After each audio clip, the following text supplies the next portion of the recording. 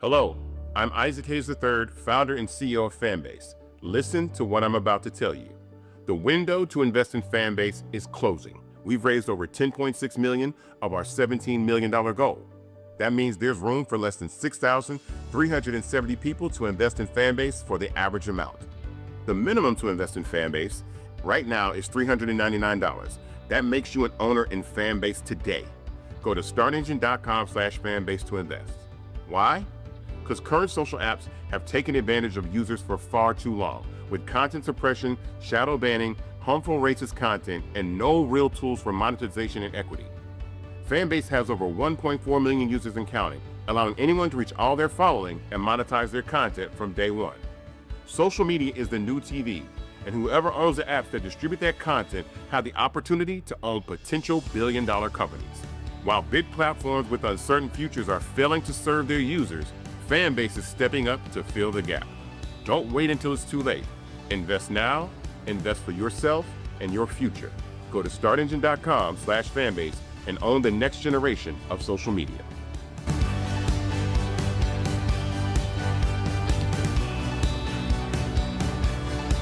Today is Friday, August 1st, 2025, coming up on Roland Martin Unfiltered, streaming live on the Black Star Network, a special edition, 2 fantastic book interviews you do not want to miss. First up, the nation's justice correspondent, Elie Mystal, talks about his new book, Bad Law, 10 Popular Laws That Are Ruining America. It examines how our country's laws on immigration, abortion, and voting rights don't reflect the will of most Americans. He offers a perspective of how we'd be better off abolishing them and starting over. Also, on today's show, did you know the first paramedics in America were black? Yeah, I didn't know that either until I saw a scene from HBO's TV series The Pit, which includes references to the Freedom House Enterprises ambulance service, which was considered the first professional paramedic service in the United States. Folks, it's a fantastic book that breaks down this. Author Kevin Hazard wrote American Sirens. Trust me, you don't want to miss that as well. It is time to get our read on. It's time to bring the funk on Roland Martin Unfiltered on the Black Star Network. Let's go. He's got whatever the miss, he's on it. Whatever it is, he's got the scoop, the fact, the find. And when it breaks, he's right on time and it's rolling. Best believe he's knowing. Putting it down from sports to news to politics. With entertainment just for kicks, he's rolling. It's on go, y'all. It's Roland Martin, rolling with Roland now. He's funky, he's fresh, he's real, the best, you know he's Roland Martin now.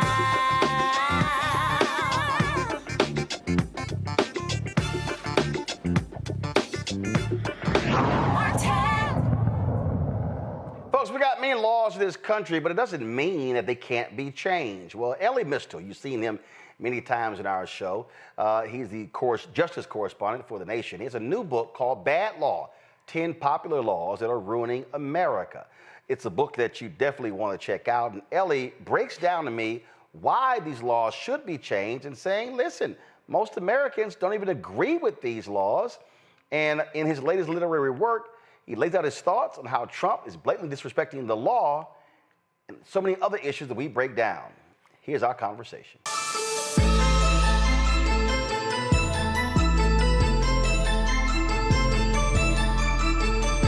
All right, Elie, before we get into bad law, explain to people that we literally are facing a significant constitutional crisis because of the twice impeached, criminally convicted thug, con man in chief, Donald Trump. Yeah, so the way that I've tried to get people to understand the problem here, right, is this. The president does something. Whatever president, whoever president, the president does something. Now, what's supposed to stop the president from doing those things, right? Well, we have a couple of options, right? We have laws that are passed by Congress. We have court orders that are issued by the judicial power, usually the Supreme Court.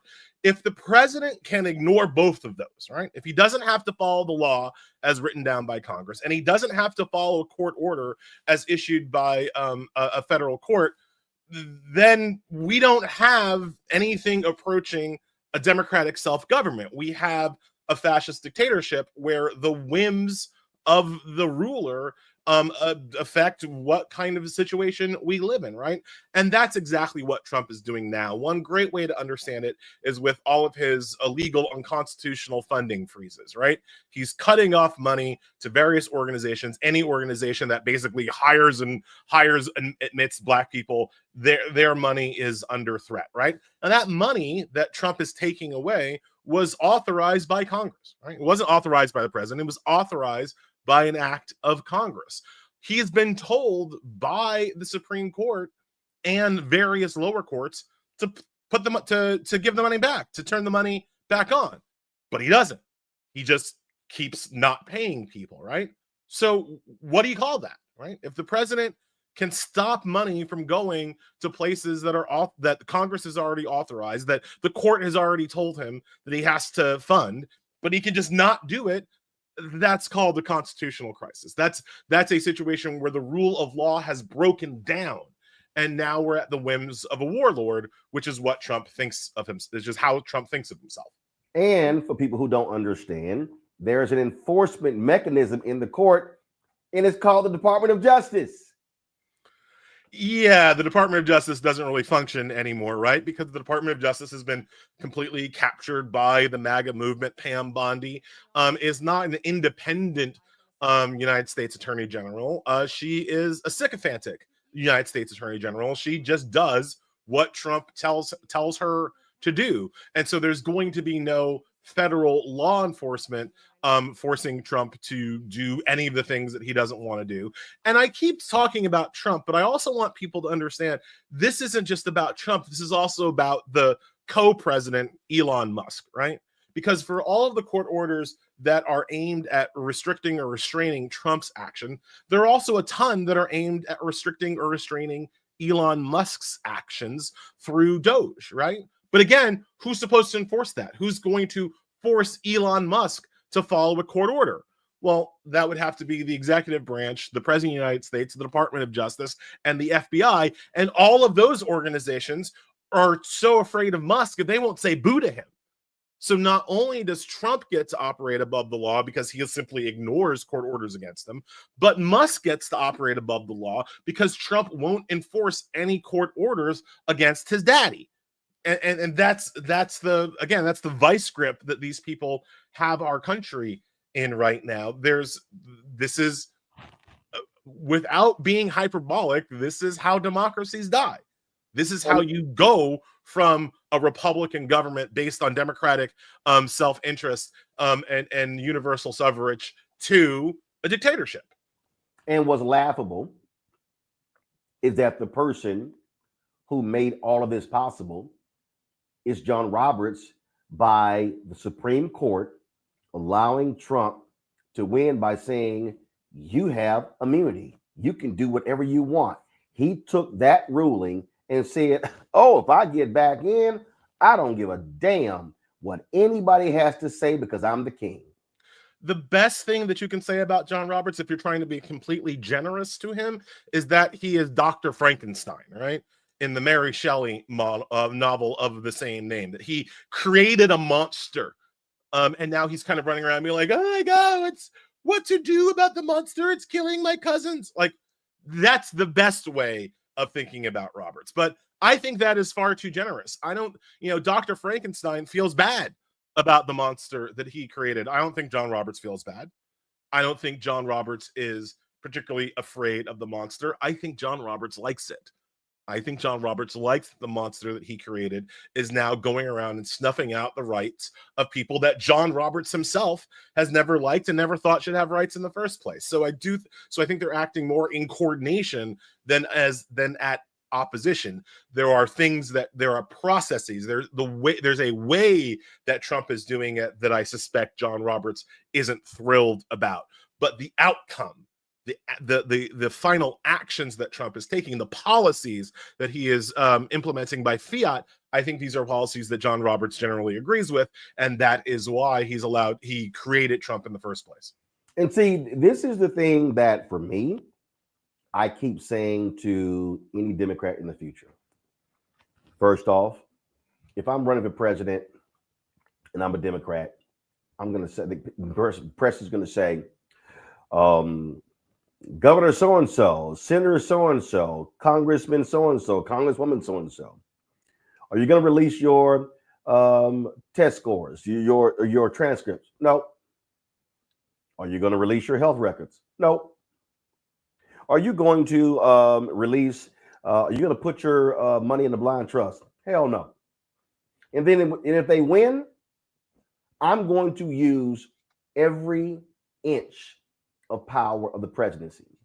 See, Elie, this is the thing that I believe happened. Democrats want to uphold the virtuous institution. Republicans are about power. Republicans use power maximally whenever they get a chance, and Democrats don't. And Roland, that actually kind of brings me back into my book and to why I wrote it, right? Because when Republicans get into office, they come in with a plan, and that plan is to smash things. They want to smash people's rights. They want to smash people's abilities to resist them. They want to create a system where Republicans can never be uncreated, can never be kicked out of office again. They come in with a sledgehammer and they take it to government institutions, right?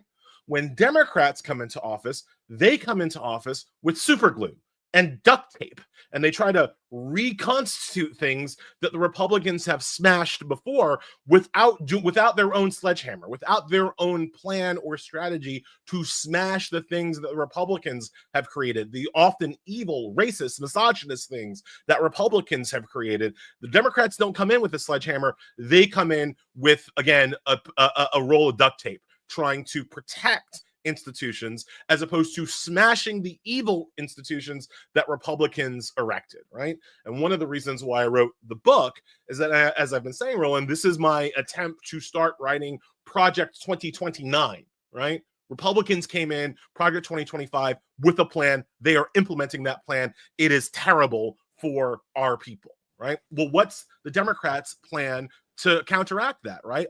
All you've got is like, we're not going to do what the Republicans do. We're not like that. That people don't come out to vote because they're like, oh, Orange Man is very bad. They already know the Orange Man is very bad. They've baked that into the system. Democrats need an actual plan for what they're going to do, and I argue what they're gonna smash if they ever get the opportunity to hold a sledgehammer again. And my book is about 10 things the Democrats could smash if they ever get power again in 2029. So here's a perfect example. So Trump comes in, he overturns the Lyndon Baines Johnson executive order as it relates to segregation in federal jobs. Democrats, oh my God, the Dobbs decision, they overturned Roe v. Wade. That's because Democrats actually were, it's stare decisis. Oh no, it's already been decided. Republicans were saying, no. We get to court, we overturn this sucker. Democrats did not use the power of legislation to codify, to make it law. They just said, the courts, they're never going to touch that again. This right-wing court is like, oh, hell no. We're going to go back and tear down everything. Them accepting the 14th Amendment deal. They are literally saying we're going to exercise power. What you're laying out is, Democrats, if you get power again, damn it, use it. Use it, right? Use it. And it's not, you were talking about the lack of legislative protections for abortion rights under previous Democratic administrations. But you and I have talked about all of the executive actions Biden could have taken even after the Dobbs decision to make sure that abortions were still available and safe and effective in the red states that were banning abortion, right? There was immense federal power that Biden could have used, could have brought to bear to make sure that you could still get an abortion in Texas, because Texas's laws, for instance, banning abortions don't apply to military bases. That's federal law. They don't apply to native reservations. That's federal law. But the Biden administration could have made abortions available on every military base in Texas, regardless of what Greg Abbott and Jonathan Mitchell would have said, and there would have been nothing that Texas could have done about it, because that's a vector of federal power that happens to exist in the state of Texas, right? But Democrats don't play that game. Democrats don't use the power maximally. Actually, look, I have. Here's a line that I use, Elie. Republicans go, what line? Ain't no line. Democrats see the line from 500 yards away, and they go, "Oh, we can't get near the line. You're 500 yards away. You're not even up close." And that's that to me. What is maddening? The purpose of winning is to exercise power.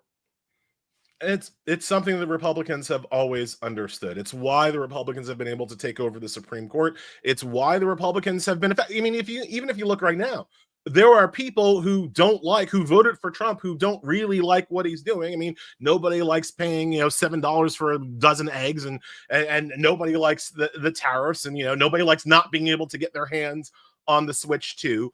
They don't like what Trump is doing, but they still give him credit for doing it. They still say that, well, he's trying to keep his promises. He said he was going to do this, and now he's using all of his power to do what he's promised to do, right? Democrats never get the benefit of that, because Democrats are never seen to be using their power as fully as they could.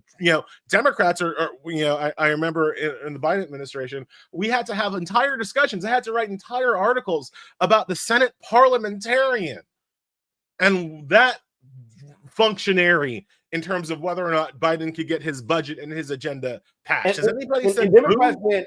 Has anybody talked about the Senate parliamentarian in the first 100 days? Actually, they did. You know what they said? We're not going to follow. We're not going to follow him. Democrats actually said, well, the Senate parliamentarian has ruled, so therefore we can't do that. Republicans went, we're going to ignore them. Yep. And they did.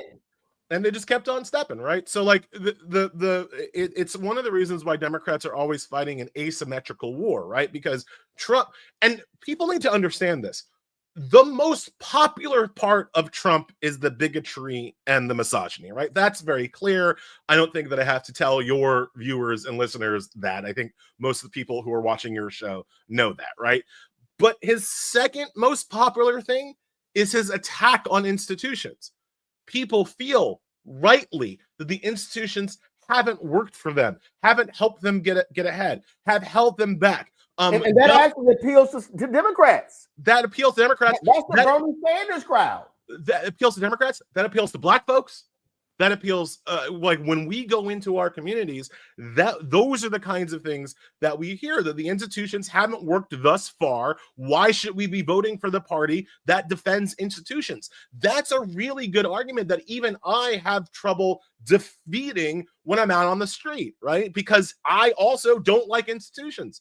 And I hate how Democrats always seem to defend them. Trump's second most popular aspect of his racist, misogynist personality is the idea that he is an anti-institutionalist and he is going to smash the things that get in people's way. The Democrats' counterpoint can't be, no, we're going to protect the things that get in people's way. We're going to protect these esoteric, elitist, ossified institutions that haven't actually lived up to their form or function. That's always the Democrats' point, and that is a losing argument. And so when you bring up people like Bernie Sanders or AOC or Ayanna Pressley or Jasmine Crockett, one of the reasons why they're popular is because they are also anti-institutionalists. They are also unwilling to let traditions and conservatism with a small c, the idea that things in the past were better, they're not willing to fall for the okadoke.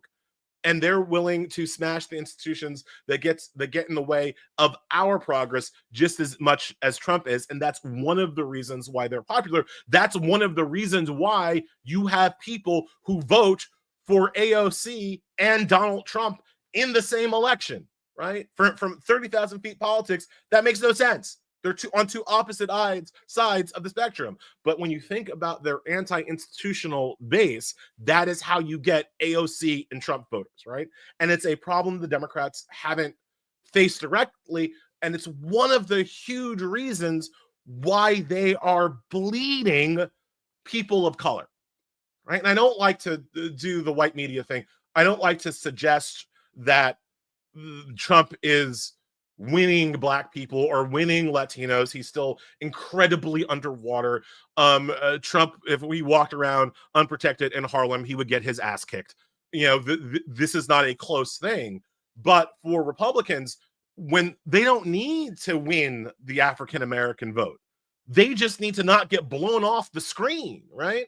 And so those small marginal numbers of going from like 11% of the Black vote to 15% of the Black vote, going from 15% of the Black vote to 17% of the Black vote, that can make huge differences, not just in the national election, but also in all these state and local elections around the country. And the reason why Democrats are bleeding Black voters and Latino voters and Arab voters and Asian voters is because of the institutionalism of the party versus the anti-institutionalism of Trump and the MAGA movement. And it's a problem that we have to address head on in 2026 and 2028 if we're going to have a chance to stop this guy.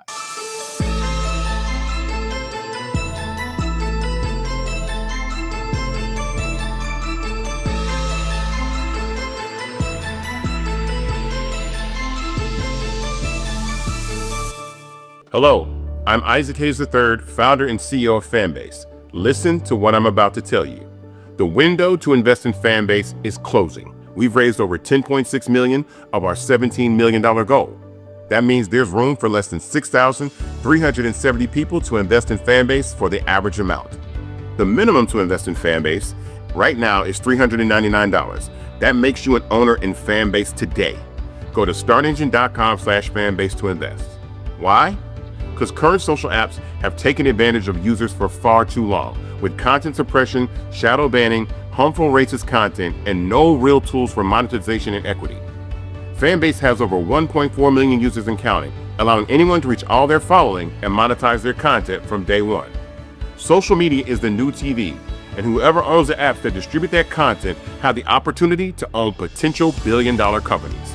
While big platforms with uncertain futures are failing to serve their users, Fanbase is stepping up to fill the gap.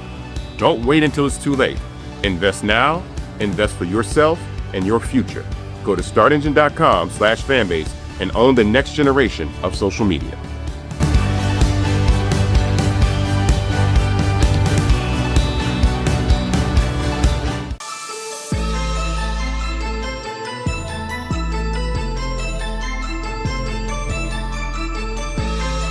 Out 10 popular laws that are ruining America. How did you arrive? First of all, I take it your list is actually longer. So how did you arrive at these specific 10? Yeah, Roland, look, scoping was obviously the hardest problem for the book. There are lots of laws. Many of them are dumb. I have not read them all.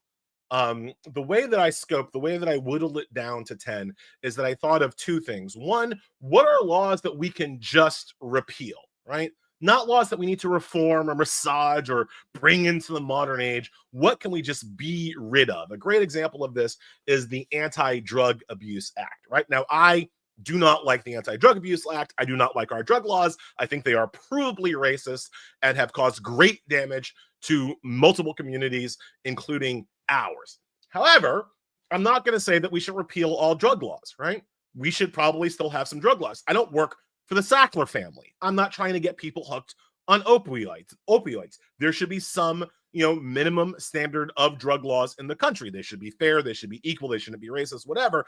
But the Anti-Drug Abuse Act is an example of a law that needs to be reformed. The laws that I wrote about in the book, the 10 that I've picked, were laws that can be struck, just gotten rid of, that don't need to be reformed, that are so evil, so racist, so stupid, so misogynist, that we can just be rid of them, right? So that was the first focusing mechanism. And the second was, as I say in the title of the book, these are 10 popular laws that are ruining America. All of the laws that I focus on in the book enjoyed broad bipartisan support when they passed. Now, in a lot of cases, Democrats belatedly are just like, oh, that was a bad idea. We shouldn't have done that. We shouldn't have done the 1994 crime bill. Whoops, that was a huge mistake, right? But at the time, the 1994 crime bill, the Armed Career Criminals Act, these were laws that were spearheaded and championed by not just Republicans, but also Democrats. You don't get the 1994 crime bill if you don't have the Congressional Black Caucus getting it over the line. Those were critical CBC votes that got the 1994 crime bill passed, right? So the other scoping for the book were people wanted these laws when they were passed, and they're terrible. Let me tell you why. Let me tell you how in real time. I never ask people in the book to just take my word for it. I go and I pull out what the people who wrote or passed the law, what they said the law was intended to do.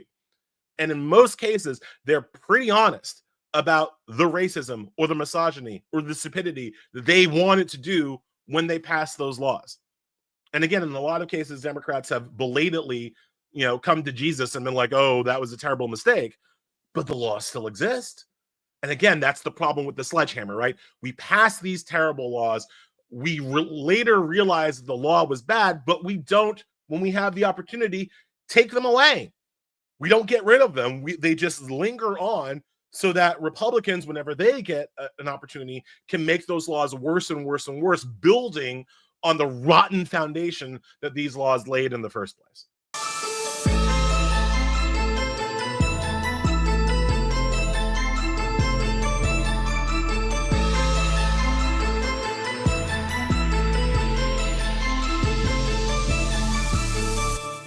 What's up, y'all? Look, Fanbase is more than a platform. It's a movement to empower creators, offering a unique opportunity for everyday people to invest in Black-owned tech, infrastructure, and help shape the future of social media.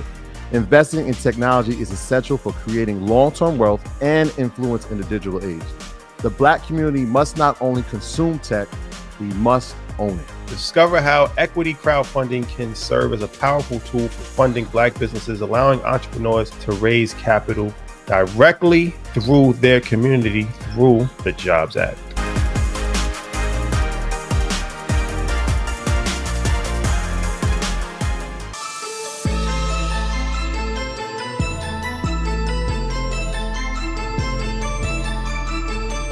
When it comes to, so you talked about the drug laws, and obviously one of the ones that really resonates with us is voting rights. Yeah, so my argument in the book is that every single voter registration law should be repealed, right? And that's different from voter eligibility requirements. I believe that we still need voter eligibility requirements, and I don't want people to at me. I'm not saying that dead people can vote. You're ineligible to vote if you're not alive. I think that's a fair standard. I'm not even saying that non-citizens can vote. I can make an argument that we should allow non-citizens to vote, but that's not the argument I make in the book. I'm like, all right, you want to say that citizenship is a requirement for voting rights? That's fine. Once you meet the eligibility requirements, why should you have to pre-register? Right? If I am eligible to vote, why can't I just show up and vote? Why do I have to register days, weeks, sometimes months in advance? Why do I have to go through a second hoop when I'm already eligible to vote? You see, voter registration requirements do not prevent ineligible voters from voting. Voter eligibility requirements prevents that. And then, of course, when the Supreme Court ruled that, it was a case of Ohio, white guy sued. You haven't voted in the last 2 or 3 elections, so yeah, they got to remove you from the polls. Wait, what? Why the hell? Voter purges happen because of voter registration requirements, not voter eligibility requirements, right? People who are eligible to vote, should be allowed to show up and vote for whoever they want, whenever there's an election, they are being prevented from voting because of these ridiculous registration requirements, right? We should get rid of them. And again, not only do you not have to take my word for it, this is not a solution that I am the only person that has come up with. Every other major democracy on this earth either has automatic registration, mandatory registration, or same-day registration. Every other democracy collapses the friction between being eligible to vote and being registered to vote. But they don't have that distinction. We are the only one that has this two-step process. First, be eligible, then prove registration, usually weeks or months in advance before you're actually allowed to vote. It's stupid, right? We have one state in this country that doesn't have voter registration requirements. North Dakota.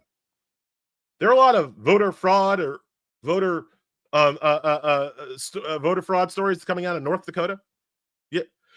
Is North Dakota even a blue state? I mean, people always are attacking me saying like, oh, I'm just trying to make it easier for Democrats to win. Not necessarily. North Dakota is not a blue state, and it has no registration requirements. The reason why North Dakota has no registration requirements is because North Dakota has, relatively speaking, a large Native American population, and they want to make it easier for the Native people to vote. And the way to make it easier for Native people to vote is to not have a registration requirement. You have an eligibility requirement. You show up. Hey, I'm eligible to vote. Great. You vote. Boom. Simple. Democratic.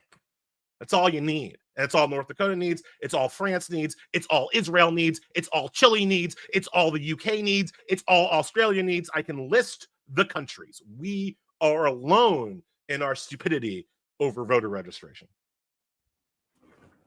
And again, when you have the mansions of the world who, they love and they praise John Lewis and Christian cinema, but then they prevent the John Lewis, voter law from actually being passed.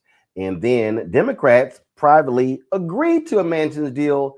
Oh, let's go forward with voter ID, things along those lines, undercutting all of the progressive legal arguments. Right. The Democrats, again, when they come into office, they don't do the things necessary to expand voting rights. The best you can hope for Democrats is that they will try to prevent the further restriction of voting rights. But it's hard to get people to vote for we're stopping the further restriction. Right? Or even in blue states. I mean, look, you're there in New York State. New York State for a very long time had some of the worst voting laws in America. They were worse than a lot of red states. Still does. In my chapter on voter registration, I focus on New York's laws, not Texas, not Florida, not one of these red states. New York still has some of the worst voting laws in the country. Why? Because having voter restrictions, having voter suppression helps the establishment, right? In New York.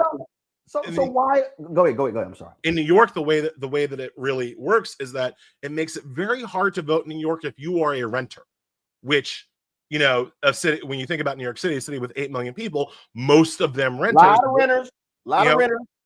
What that does is that it decreases the power of New York City vis-a-vis the rest of the state. In fairness, the first massive voter registration law in the country was passed in New York in the 1870s. Why? Because New York was getting a lot of immigrants from Europe, was getting a lot of former freed slaves migrating up from the South, and they decided that they didn't want to have all those people who were going to be eligible to vote. They didn't want to have all those people able to vote, so they added a voter registration requirement. But critically, that voter registration requirement in New York State only applied to New York City.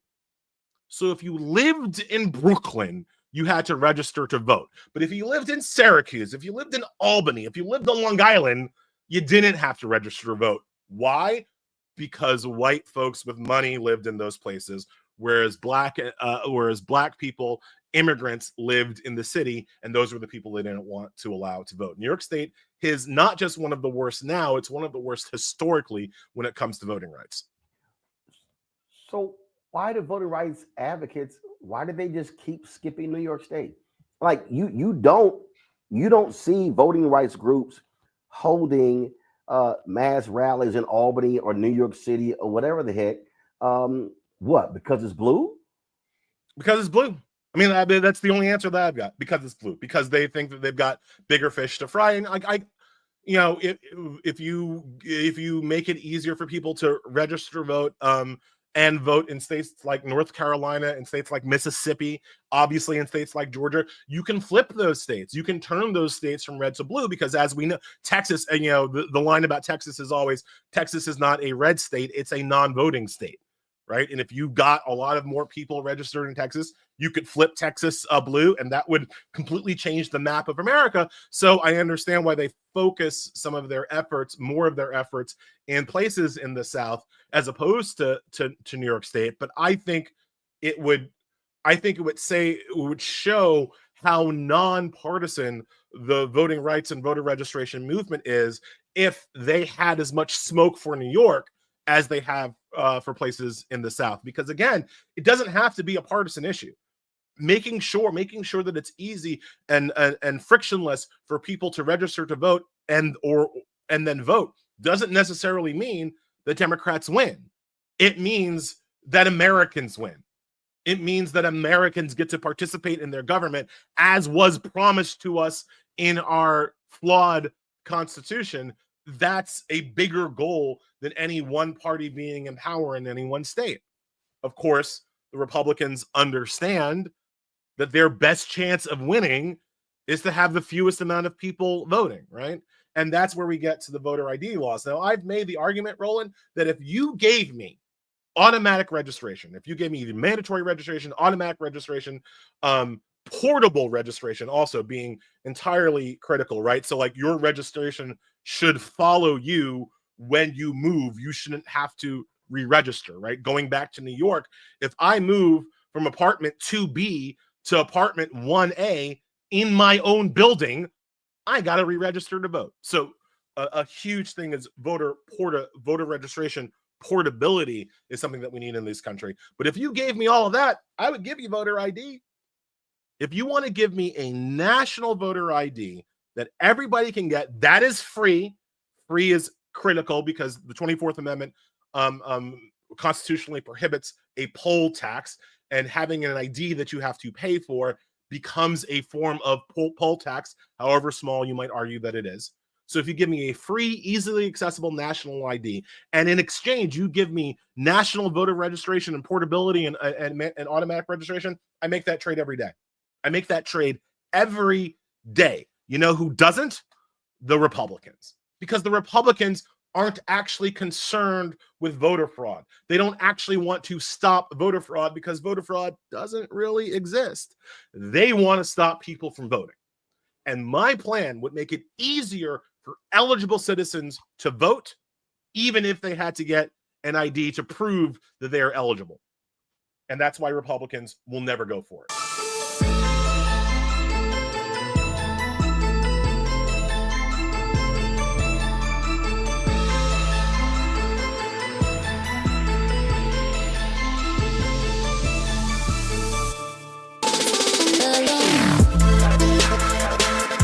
Hey y'all, welcome to The Other Side of Change, only on the Black Star Network and hosted by myself, Rhea Baker, and my good sis, Jamira Burley.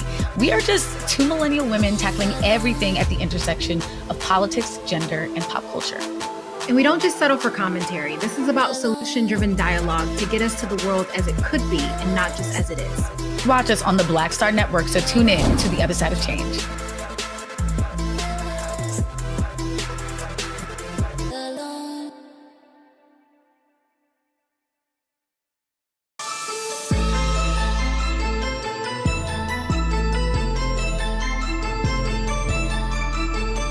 Have you had elected officials reach out to you and say, damn, Elie, you're making a lot of sense.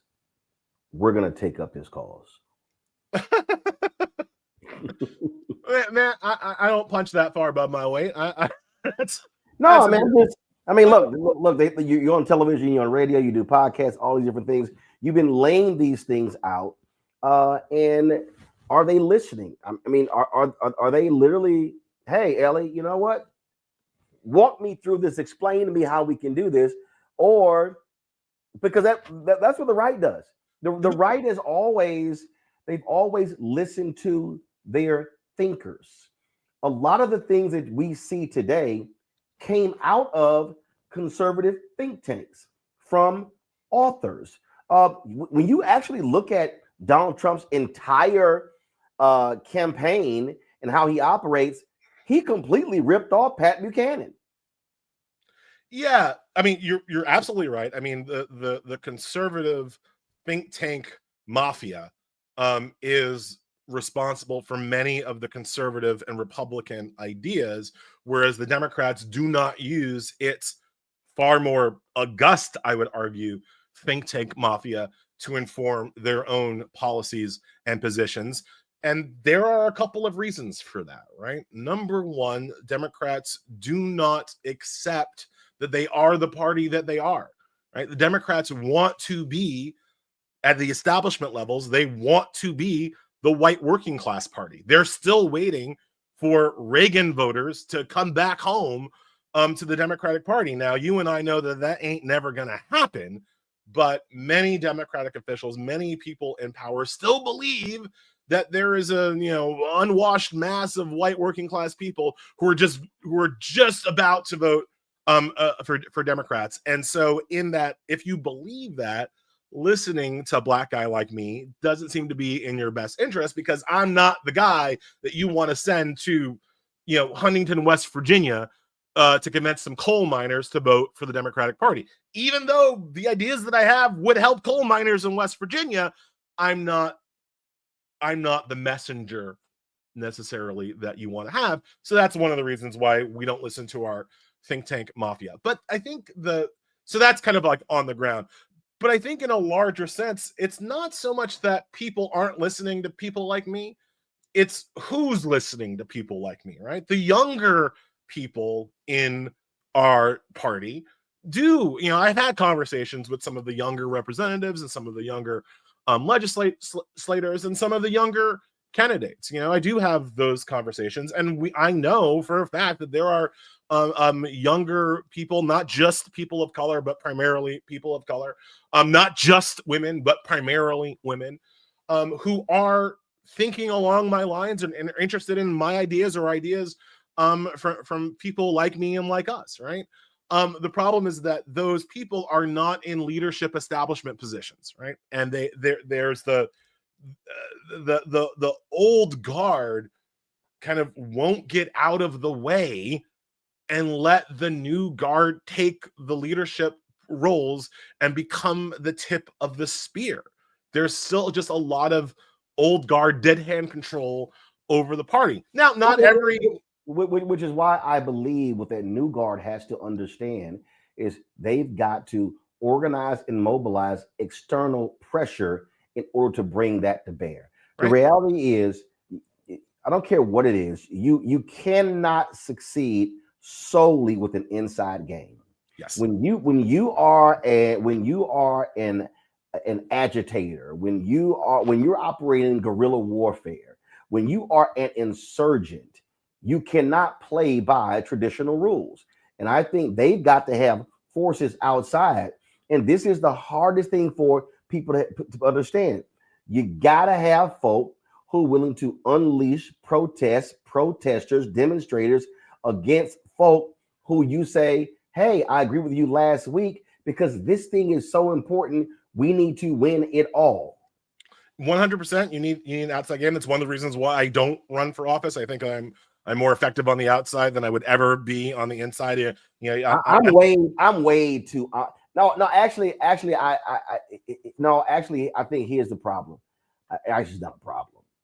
I think folks like you and I, the problem is we are so honest that we might start with 20,000 votes and end up with 5. Yeah, because we're not tolerating people's bullshit. We're not. It's like when people. I remember somebody asked me and said, every place that I've worked in, they've asked me to run for office. I said, let me explain to y'all how this is going to go.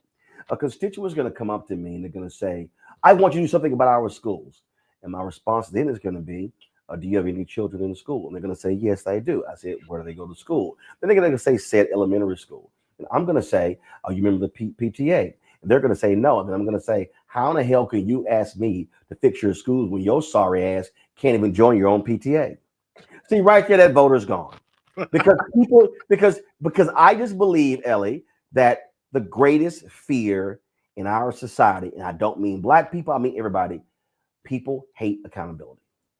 I think I would definitely put that in the top 5. People do not like to be called, on their own bullshit. I also think that like to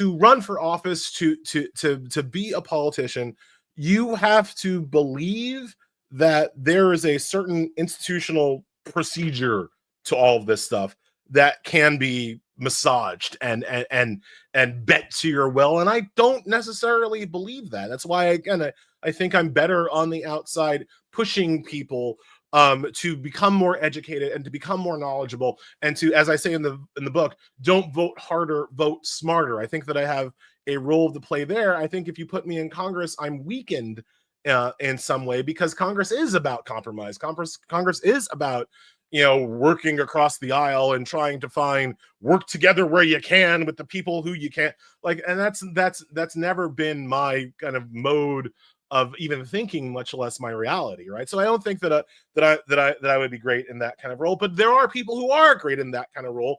And the people who really want to do change right now tend to be the younger people. And I don't want to, I'm not being ageist. Hank Johnson is one of, I think the best congressmen that we have. And I've had the opportunity to talk to him quite a few times about some of my ideas. I think he's a great guy. So I don't want to be just ageist about this whole thing. But there is a sense that there is an old guard that is squelching the progress and the uprising from the younger parts of the Democratic Party. And it's something that we need to figure out now, right? Not 4 years from now, not 8 years from now, not just when these people finally die. We need to figure that out now. I do not know that we will have a free and fair midterm election in 2026. I do not know that we will have a free and fair presidential election in 2028. But I am certain we will have a free and fair Democratic primary. And it is in that free and fair Democratic primary where the new generation and the people who are sick, who are sick of this government, need to make their voices heard. Democrats in 2026 who are insufficiently committed to fighting fascism need to get got in that 2026 primary. If you take out some, you can start to change the entire party. I always tell people, and I know you do this too, Roland, the Tea Party, which is what became the MAGA party.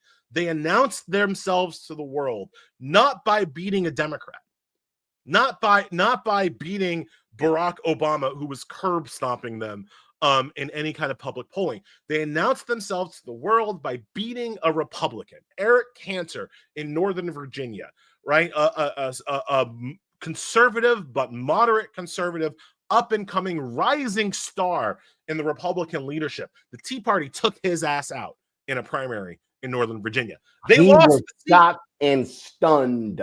He thought he was coasting, and the guy who beat him had no money.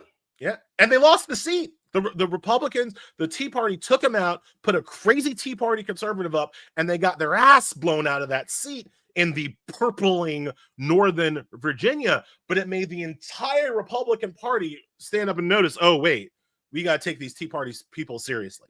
They've got real political power. And that is what the young, up-and-coming part of the Democratic Party needs to do in 2026. We got to take out some of these old heads, some of these establishment figures, some of these people who are insufficiently committed to fighting fascism. And even if you lose a seat in a general, taking them out in the primary is what starts to make the rest of the Democratic Party take you seriously and realize that they have to play ball with your issues and along your lines of thinking, or else they'll be the next person to lose a primary. We got to not be so concerned about electability in November and take our primaries in June and July and August incredibly seriously in 2026. So I take it what David Hogue is doing, does it freak you out and make you mad the way it is doing others? No, of course not. That's what we need. And we need to let these young people lead. I've said before, like, I'm Gen X. I'm what the white people would call Gen X, right? My generation failed. My generation. In fact, our generation is the only demographic where a majority supported Trump. Yep. The only one. Our generation is a failure. We had an opportunity to push the rock forward. We had an opportunity to build on the Barack Obamas of the world, and we failed miserably. That means, guess what, folks? We cede our right to lead. Our failure has ceded our right to lead and must pass to the next generation, the millennials and the Gen Zers. They're the ones who have to lead now because we failed. What I can do as an old head, as a Gen Xer, right? My role is to help them, right? My role, I like this, the analogy that I've made is that, like, look, I'm a dad. I'm supposed to go to the game and bring orange slices, right? I'm not supposed to play in the game.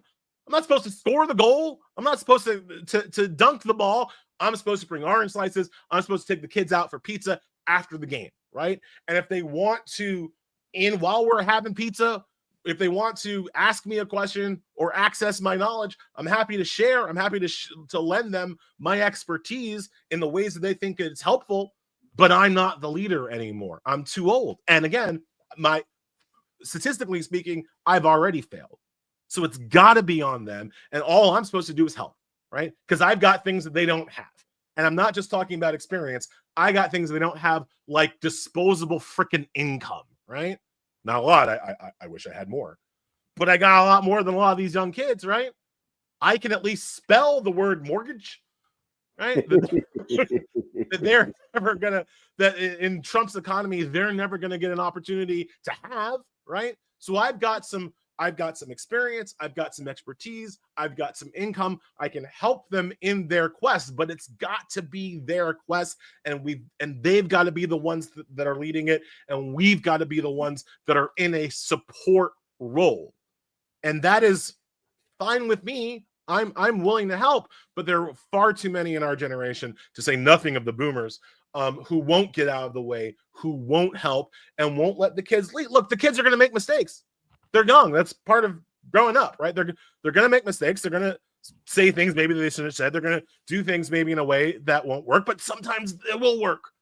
Sometimes they'll succeed. You know, why would a 30-year-old would-be candidate come asking me what I think our TikTok strategy should be, right? I don't know. I'm not digital native, right? You want to ask me how to write a print magazine article? I have some thoughts, but you want to ask me how to, like, do your campaign ad on YouTube? I'm probably not the guy to ask. The kids are going to have to lead, and we are going to have to support them in their efforts. And that's how we're going to beat the guy.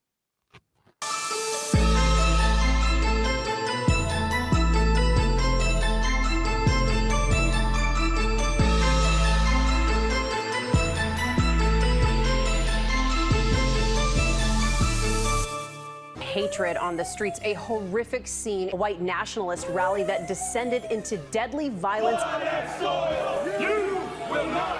White people are losing their damn minds. As an angry pro-Trump mob storms the U.S. Capitol, we've seen We're about to see the rise of what I call white minority resistance. We have seen white folks in this country who simply cannot tolerate black folks voting. I think what we're seeing is the inevitable result of violent denial. This is part of American history. Every time that people of color have made progress, whether real or symbolic, there has been what Carol Anderson at Emory University calls white rage as a backlash. This is the rise of the Proud Boys and the Boogaloo Boys. America, there's going to be more of this. Here's all the Proud Boys, guys. This country is getting increasingly racist in its behaviors and its attitudes because of the fear of white people. The fear that they're taking our jobs, they're taking our resources, they're taking our women. This is white fear.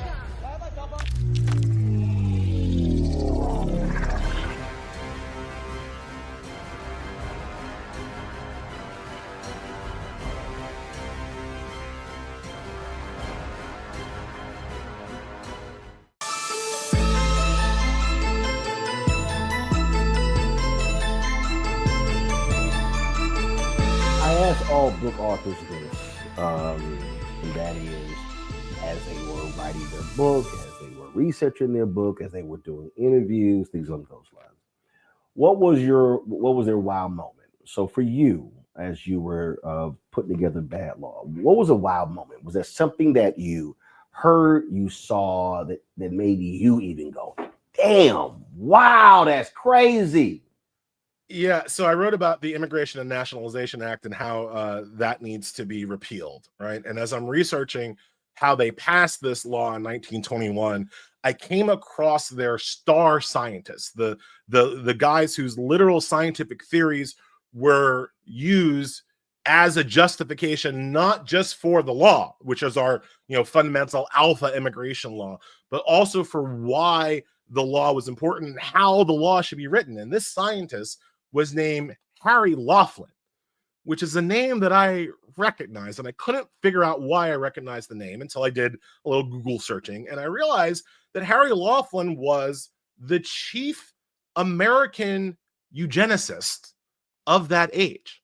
He was so popular and famous for his theories on eugenics that Nazi Germany imported him, emigrated him to Germany to teach the Nazis about eugenics, right? The Nazi eugenics theory was given to them by an American, specifically by this guy, Harry Laughlin. He literally got a medal in 1938 from the University of Heidelberg. Do you know how much of a bad dude you needed to be to get a medal from the University of Heidelberg in 1938, right? You're not a good guy.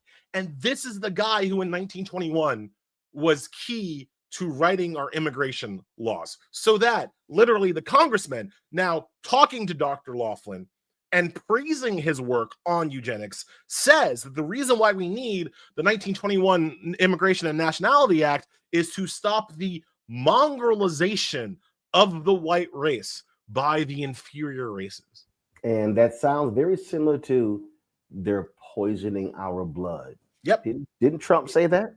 It's a one-to-one, it's a linear comparison, it's a linear link, right? And so yeah, that was a wow moment for me when I look, I knew the immigration laws were racist, but that you've literally got Nazi eugenics theory laced into the American immigration system. That was wow. And after I took a shower because it was so gross to like read his science and read his theories, I was like, people should know this. People need to know where these laws come from. Well, it's sort of like in Virginia, when Terry McAuliffe was the governor, and when he was talking about the felony disenfranchisement laws, and the story came out where a state representative or state senator literally said on the floor, "This is to keep the darkies from voting," or he may have said, "This is to keep the niggers from voting." And what I tell people is, people today are defending laws, and then when people say, "Oh, those things are so old, you shouldn't bring those up," no, that's when you say, no, let's go to the root. What was the root cause of this law? What were they talking about then? And it is always important, and that's also why I tell people you can't ignore even Supreme Court dissents, because when you look at Alito today, Justice Sam Alito and Clarence Thomas does the exact same thing. They are referencing dissents as well as majority opinions from the 1800s. Yeah, and they are referencing people. They're referencing, frankly, white supremacists. The thing that I do consistently in the book is that I don't ask people to take my word for it. I show them what the people who passed the laws said in real time about why they wanted the law to be passed. There you go. Because so often these people were honest. Actually, they told you directly they wanted to pass the law. Yeah, because it was fine. Because then, remember at that time, it was all everybody was clear. I don't like y'all. I'm racist. Hey, we're good. It's only today where, right? Don't. And people act like these statements that they made don't matter. And all I'm trying to show people is that, well, if this is what they want, this is what they said they wanted to do. Now here's how the law that they wrote does exactly what they said they wanted it to do. They achieved their goal. Succeeded, right? To say that these statements don't matter, you have to imagine that these people failed, right? That these people wanted to do racism, but didn't know how to do racism in the law, and they were just too stupid to write the law the way they wanted to. Well, what if they weren't? What if they were smart? What if they accomplished their goals? And for at least these 10 laws, I try to show how these racist or misogynist or stupid people, anti-poverty people, literally accomplish the goals that they specifically set out to accomplish when they wrote the law. Folks, the book is called Bad Law, the 10 popular laws that are ruining America. It is from the Silver Fro man himself, Elie Mystal. Elie, I appreciate it and praise the Lord.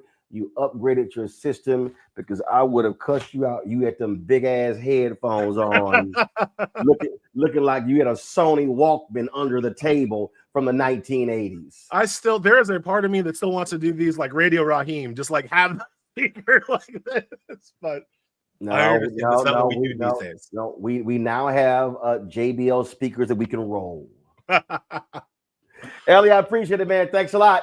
Thank you so much for your time, Roland. All right, folks, great conversation with Elie. When we come back, I'll talk with the author of a book that details the nation's first paramedics. Yes, a group of brothers in Pittsburgh. You're watching Roland Martin Unfiltered. Right.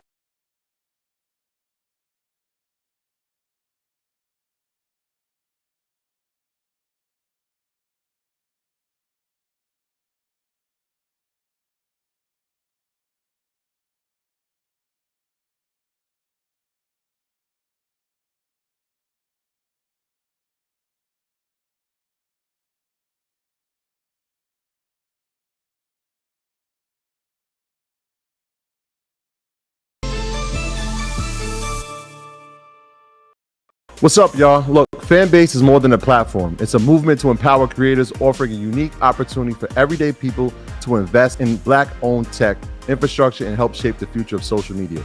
Investing in technology is essential for creating long-term wealth and influence in the digital age. The Black community must not only consume tech, we must own it. Discover how equity crowdfunding can serve as a powerful tool for funding Black businesses, allowing entrepreneurs to raise capital directly through their community through the Jobs Act.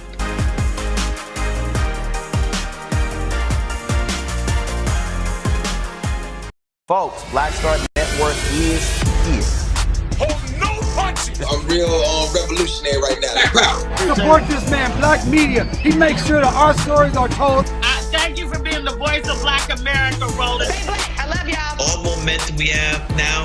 We have to keep this going. The video looks phenomenal. See, this difference between Black Star Network and Black-owned media and something like CNN. You can't be Black-owned media and be scared. It's time to be smart. Bring your eyeballs home. You dig?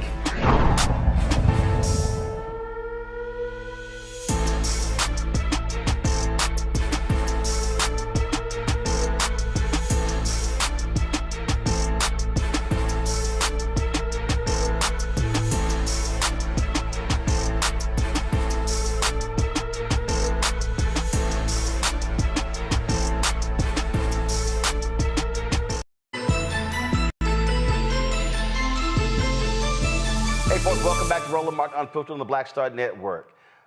I didn't know this, and y'all know how I love history, but the first paramedics in the United States, African American, yes, founded in 1967 in Pittsburgh, the predominantly Black Hill District there in Pittsburgh. Kevin Hazard has a new book called American Sirens, and he lays out how this started and pays tribute to these unsung heroes and the challenges that they face, including systemic racism and institutional adversity.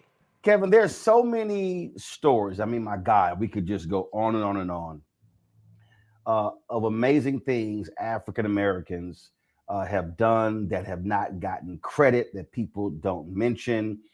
And this historical reality that the first paramedics were Black, a lot of people had never heard of this until that excerpt from the Max series, The Pit, talked about it.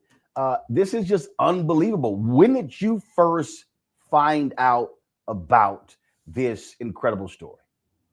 Summer of 2018. I'd spent a decade as a paramedic in Atlanta, and I wrote a memoir about that experience. And someone who read it reached out to me and said, "Hey, I read your book.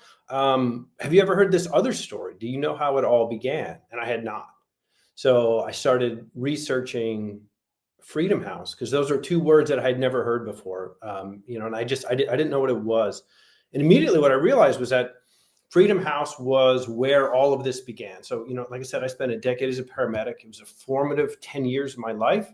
And I thought I understood the history. I thought I understood the science and the culture of it. Beginning to research this, I realized I didn't. And then even more so, I realized nobody did, that there was no definitive account of how in 1966, a doctor looked around and said, my God, there are thousands of people dying for lack of a very simple but advanced new branch of emergency medicine. And if nobody else is going to create it, I'm going to create it. And then, to top that off, he can't get anybody to fund it. He certainly can't get anybody to join it. And, he happened to be living in Pittsburgh at the time. And there just so happened to be a nonprofit in the city of Pittsburgh based in the Hill District, which, is a predominantly Black neighborhood in the city. And what they were trying to do was bring job opportunities to local residents. They were having an incredibly difficult time doing it. And so they walked into the hospital one day with a very, basic plan to say, hey, what if we can bring our residents to the hospital? Is there a way we can sort of create this very low tech ambulance service? And the doctor, Peter Saffer, looks across at Jim McCoy, who was running Freedom House Ambulance, and he said, no, we are not going to do a low tech ambulance service. We're going to change the world. And through the course of that meeting, two things come out. One is that the world's first paramedics are going to be from the city of Pittsburgh. And the second is that the world's first paramedics are going to be Black men from the Hill District. Okay, so prior to this, what happened? Either you drove yourself to the hospital, or you were screwed, or someone came to the house? Yeah, 100%. It depended on where you live. There are some cities where it might be a volunteer fire department. There's some places where it was a funeral home, which, if you think about it, makes sense. It's the only business with a vehicle that can transport a person who's lying down.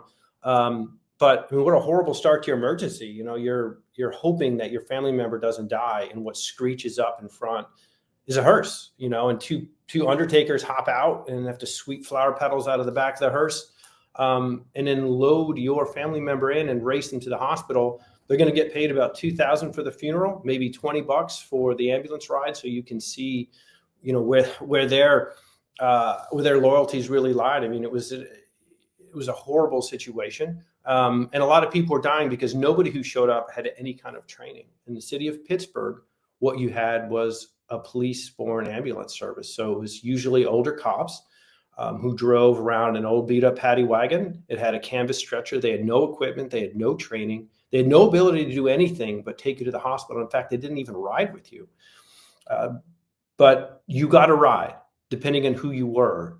In the Hill District, which again, low income, high crime, vast majority of the people living there were Black. And the reason that neighborhood was the way it was because the city had routinely sort of chipped away at its infrastructure, had denied it funding.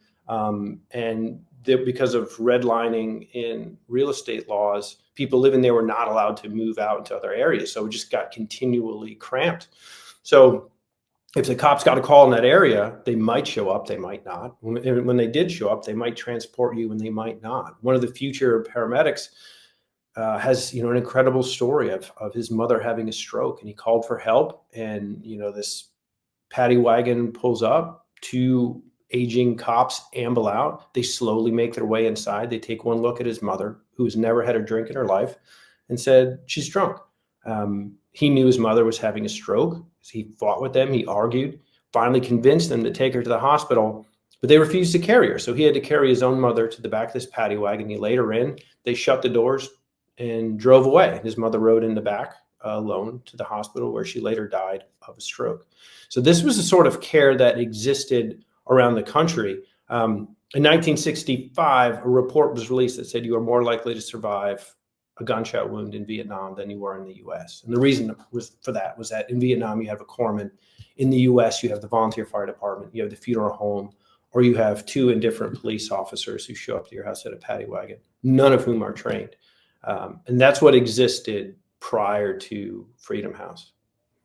So these young men who started Freedom House, what was their prior experience? Were they healthcare practitioners? Were they in the military? I mean, how did this even just come up to create this?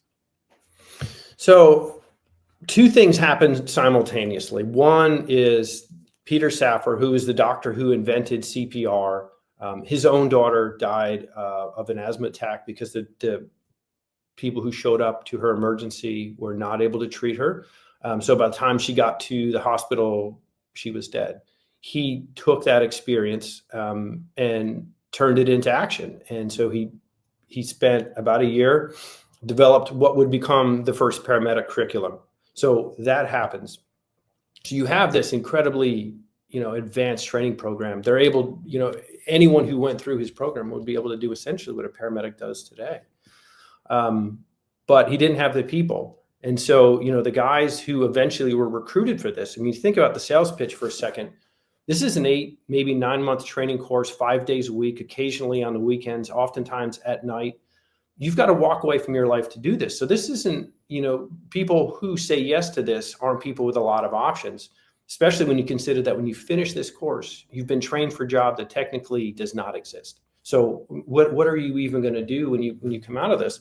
So the guys that he and Jim McCoy recruited, some of them were military veterans, some of them were high school dropouts, some were just high school graduates, a few had criminal records. A bunch of them, though, the majority of them were just young guys who the world had said, you don't really have a place. And they were looking to find a way to make their mark. And it just so happened that the place they were going to make their mark was in the back of an ambulance. So,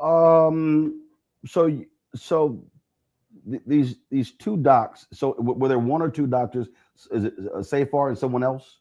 Yeah, Safar was the doctor, and then McCoy was the man who ran the nonprofit that recruited the people. Gotcha. And explain this. Explain this situation with this former governor of Pennsylvania. Yeah, and the former mayor of Pittsburgh, because it's just interesting how all of these different things intersect that leads to this incredible story. So, as is the case today, first responders are the last ones to get any sort of government funding. So, when Safar comes up with this idea, his daughter died in 1966, in June of 1966, and so he immediately begins designing this idea for a paramedic force. Nobody in the city wants to pay for it. They don't think they need it. They don't think they want to pay for it. It's not something that anybody has any interest in. So jump forward to November of that year. Is a tightly contested gubernatorial race in the state of Pennsylvania. In the run up to the final days of the election, a huge Democratic rally is planned for downtown. The keynote speaker is going to be a former mayor of Pittsburgh, former governor of Pennsylvania by the name of David Lawrence. He gets in front of the crowd. He gets about 2 words into his speech and he topples over with a heart attack, drops to the floor, not breathing, no heartbeat. So panic breaks out among the crowd and somebody in the room calls for help. Now, there happened to be a nurse in the room named Karen McGuire, and she runs forward.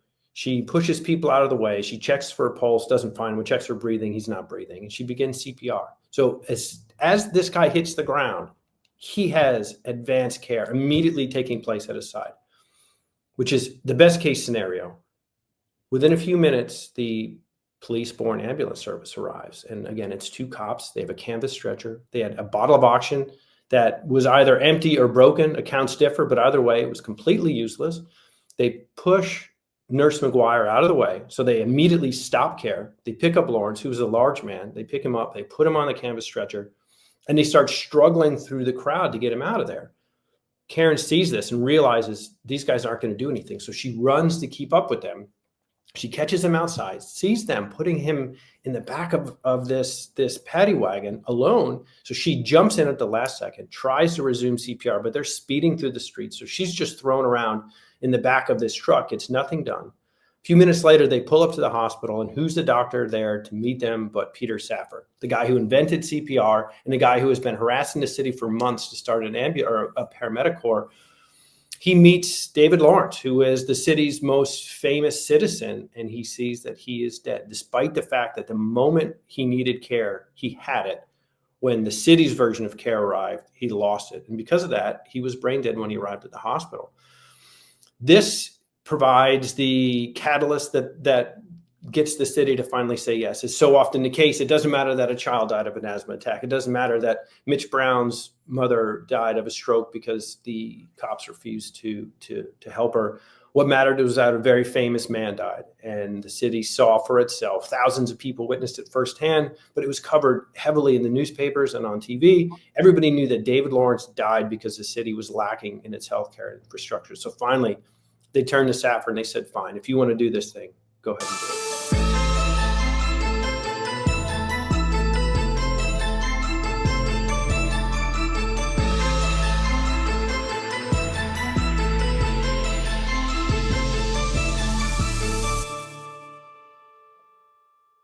Hello, I'm Isaac Hayes III, founder and CEO of Fanbase. Listen to what I'm about to tell you. The window to invest in Fanbase is closing. We've raised over $10.6 million of our $17 million goal. That means there's room for less than 6,370 people to invest in Fanbase for the average amount. The minimum to invest in Fanbase right now is $399. That makes you an owner in Fanbase today. Go to startengine.com/fanbase to invest. Why? Because current social apps have taken advantage of users for far too long, with content suppression, shadow banning, harmful racist content, and no real tools for monetization and equity. Fanbase has over 1.4 million users and counting, allowing anyone to reach all their following and monetize their content from day one. Social media is the new TV, and whoever owns the apps that distribute that content have the opportunity to own potential billion-dollar companies. While big platforms with uncertain futures are failing to serve their users, Fanbase is stepping up to fill the gap. Don't wait until it's too late. Invest now, invest for yourself and your future. Go to startengine.com/fanbase and own the next generation of social media.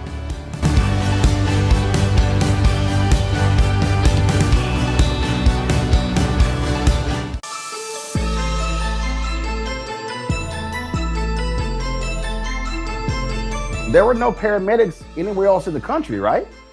No, nothing like this exists anywhere in the country. And again, 1965, a group of physicians put out this pamphlet decrying how bad pre-hospital care is in the United States. Vietnam is going on, so you have physicians who are returning home and who have experience with corpsmen who are saying, this is doable. Somebody could do this. We could train people to save lives. 1965 alone, more Americans die in auto accidents than were killed in the entirety of the Korean War. This is avoidable traumatic deaths is an epidemic in the mid-1960s in America. So people wanted change, but it wasn't happening. And, here is Peter Safar, this incredibly driven, incredibly bright guy who, is living off of a horrible bit of tragedy and is helped along by a very public and preventable death. So what's interesting here is that, we hear a lot about, the war on poverty. This is one of the great success stories of the war on poverty. And if you listen to conservatives, you think that the war on poverty was a total abject failure. No.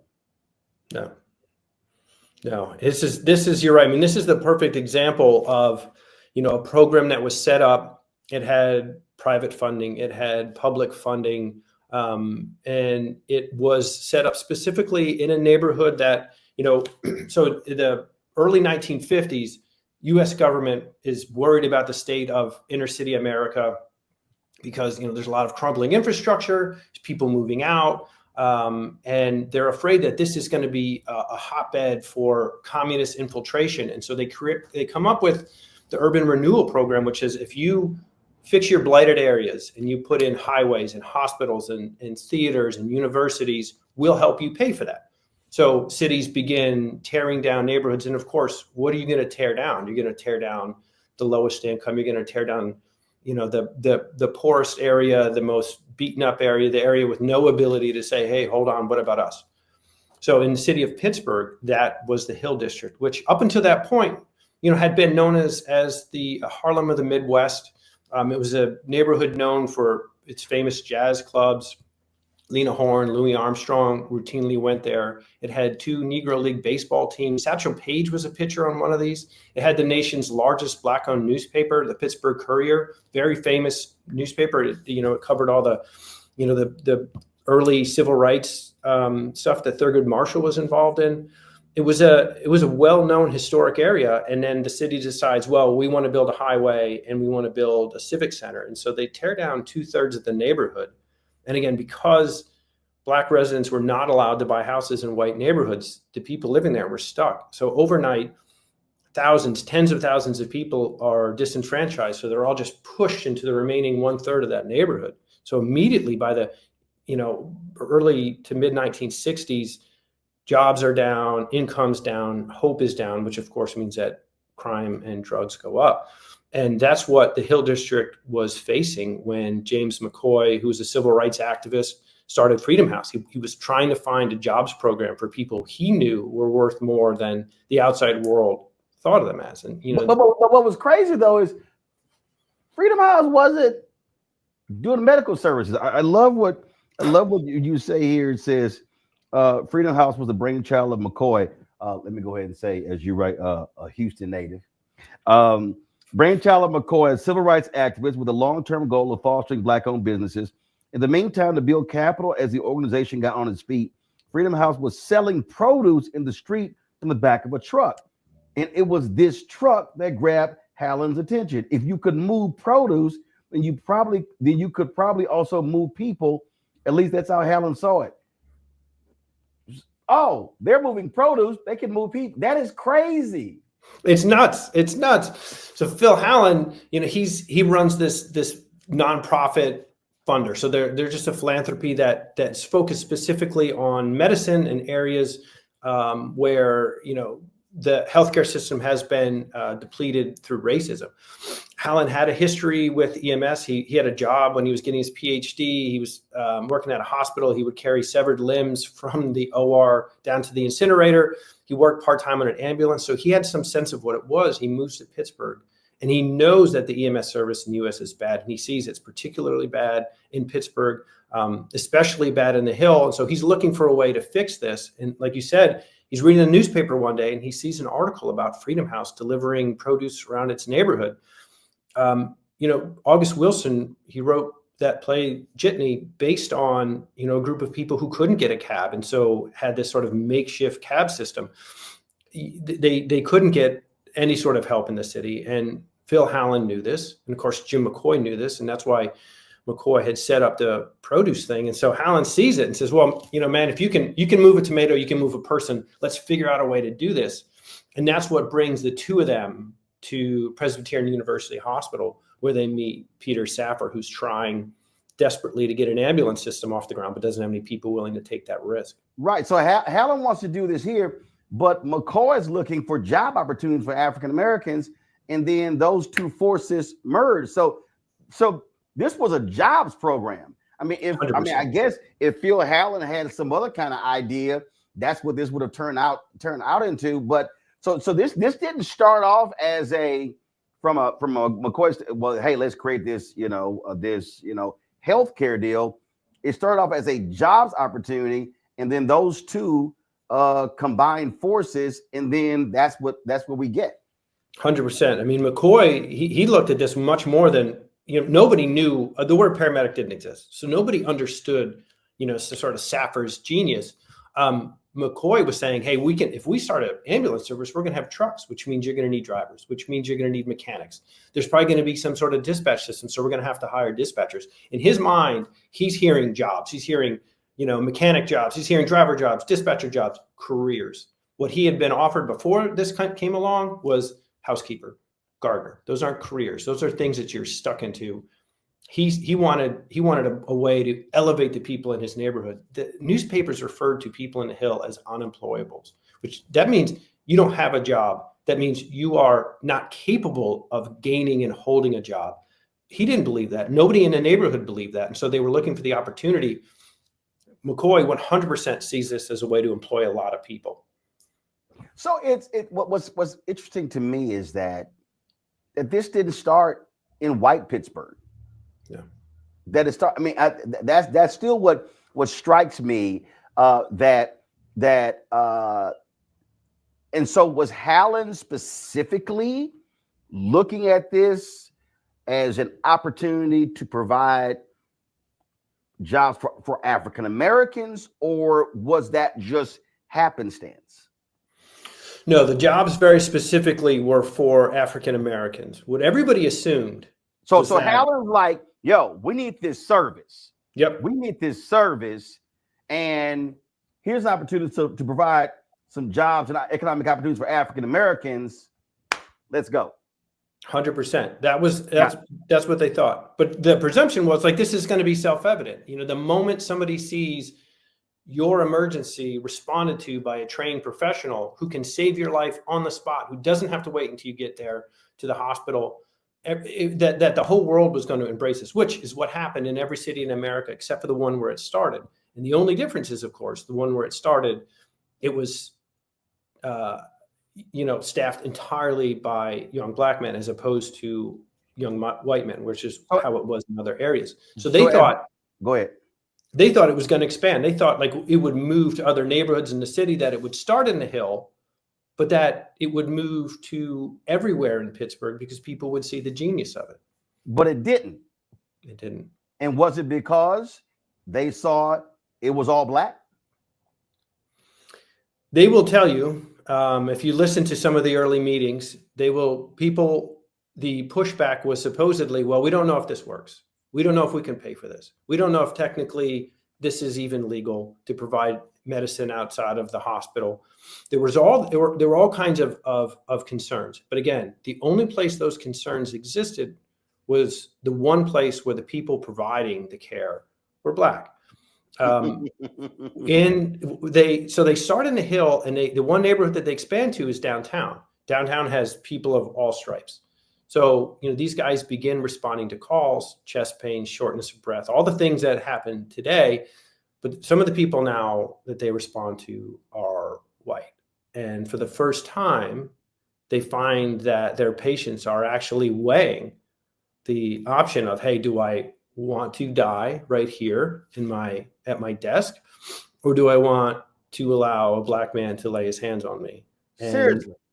Yeah. That was a real concern, and they had multiple occasions. They had to sit down and say, "Hey, touch me, or I could die." Yeah. Let me just go ahead and go meet Jesus or go meet Satan. Yeah. You're talking about a neighborhood or a city. People often think, when you think racism, you think segregation, you think Mississippi, you think Alabama. There were articles in the newspaper at the time when they began unwinding all of these redlining laws in real estate that did not allow you to sell your house to black homeowners. There were stories of white families who disliked their white neighbors and would intentionally sell their house to a black family just to spite their neighbors. So if you're going to sell a house, if you think it's so odious to live next door to a minority couple that you are going to sell your house to one to tick off your neighbors, imagine then that is the person who walks through the door to unbutton your wife's blouse to put electrodes on her chest. People really, really fought it. And these guys were stunned. These were young men who were used to having to explain, why are you doing what you're doing? Why aren't you just racing to the hospital? Why are you here messing around with my brother? Shouldn't you be gone already? They were used to having to explain, hey, we are paramedics. We are actually delivering care right here. What they were not used to have to explaining was, why us? Why are we the ones doing it? And are you sure that you really have to touch me?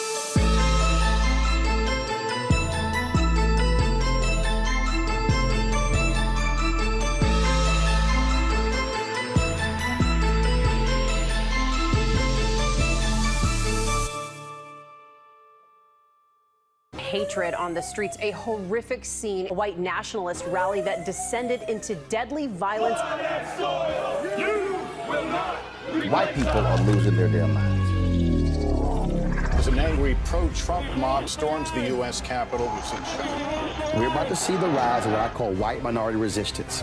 We have seen white folks in this country who simply cannot tolerate black folks voting. I think what we're seeing is the inevitable result of violent denial. This is part of American history. Every time that people of color have made progress, whether real or symbolic, there has been what Carol Anderson at Emory University calls white rage as a backlash. This is the rise of the Proud Boys and the Boogaloo Boys. America, there's going to be more of this. Here's all the Proud Boys, guys. This country is getting increasingly racist in its behaviors and its attitudes because of the fear of white people. The fear that they're taking our jobs, they're taking our resources, they're taking our women. This is white fear.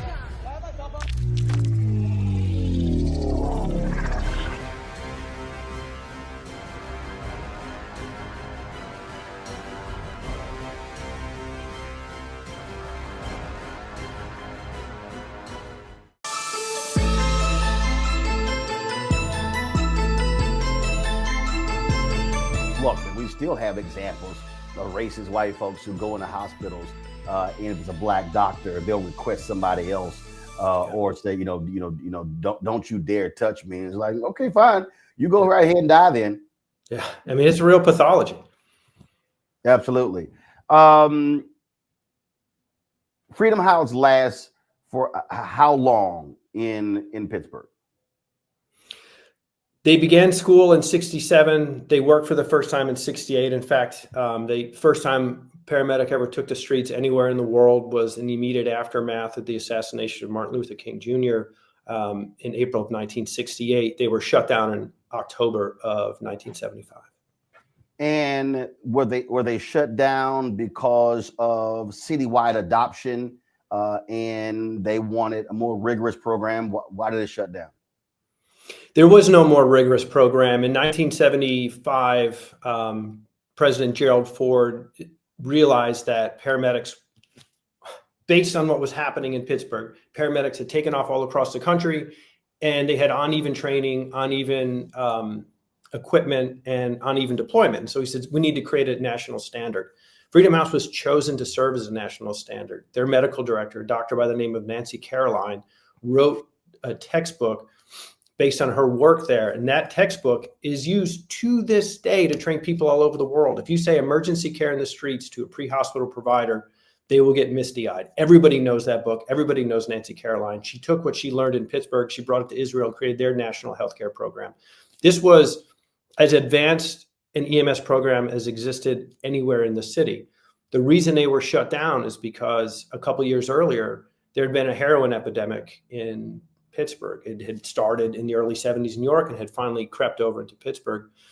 Because Peter Safar was an anesthesiologist by training, he turned to his paramedics and said, hey, look, heroin is just another opioid. I know how to reverse a heroin overdose in the same way that I know how to get someone out of anesthesia. It's a little known drug called Narcan. So the Freedom House paramedics are the first people in the world to use Narcan to reverse a heroin overdose. They do it. There just so happens to be a reporter from the Pittsburgh Post-Gazette who's following them around when they reverse this overdose. She writes this incredible article about this work that they did on a dark night in a back alley. And people in the city reading this article have two responses. One, this is amazing. And two, why them? The rest of the city does not have this. The rest of the city, if any other neighborhood has an overdose, that young man, that young woman, they die right where they fell. But in Pittsburgh, in the Hill, the poorest and most downtrodden and overlooked neighborhood in the entire city, they're being saved. And they become victims of their own success. People see, well, wait a minute, this incredible thing that's happening, but it's happening there and it's happening to them and it's not happening to me. Why? And they get very angry and they turn to the mayor, who for years has been trying to stop Freedom House from growing, and he has to explain why. So finally he says, okay, we'll start a citywide program. But he doesn't use Peter Safar, who invented CPR, who invented paramedics, who has been successfully running a paramedic program in his city now for 8 years. He gets new doctors and they recruit all new people, none of whom have any experience whatsoever on an ambulance. And he starts his own program. And it's perhaps not a coincidence that the paramedics that they roll out look nothing like the paramedics from Freedom House.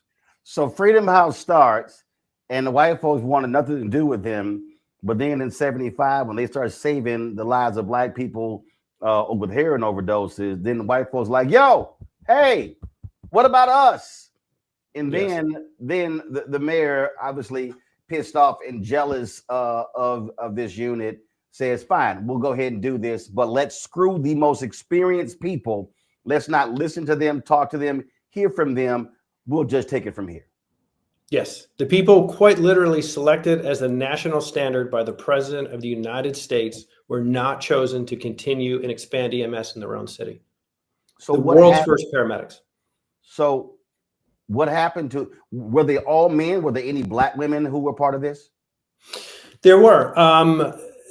So initially, I mean, they started in 1960. So, you know, there was certainly some chauvinism involved in the beginning. And women were hired as dispatchers, but several of the women were watching what was going on and saying, well, hold on a second. I think I can do that. And one in particular by the name of Darnella Wilson was very young, and she's working as a dispatcher, and she sees what's happening. And one of the guys who ran the program by the name of Walt Brown, he just saw something in Darnella, and he said to her one night, if you're interested in what's going on, get your butt on an ambulance and I'll show you. And so he takes her out, and her mind is blown. And she immediately says, I want to do this. So she begins training. She would go on to become a lifelong paramedic, a lifelong nurse, but it started there. So there were, there were some women who were involved in the program. What happened to these men? Obviously, the city didn't bring them into their program. So what happened to them? So perhaps not surprisingly, the city's program immediately belly flops. They brought in doctors who didn't know what they were doing. They brought in brand new paramedics who didn't know what they were doing. They tried to expand it and they didn't have enough money. Nothing was ready. And so the program begins to fail. So they turned to Nancy Caroline, who again would write the textbook that the entire world would learn how to be a paramedic on. And they said, okay, look, we'll hire you. So they wanted to bring her over to the city. And she said, yeah, I will absolutely come to the city. You bring all of my people. So she wrote out this list of demands. And most of them, honestly, all of them were really simple demands. Hire my people who want to be hired, keep them in their current shifts, let them practice at their current level. And the sort of the one thing that they really wanted more than anything was the final item on the list was publicly recognize Freedom House for the service it's provided this city for the last 7 years. So, and I pulled it out of her papers in Harvard. You can see her letter to the mayor and you can see the mayor's response. He reluctantly agrees to all of the demands except the last one. The only one that was free, which was a public recognition of the people who started it all. That is not on his list of things that he'll do. So the city hires as many of the Freedom House medics as want to go over.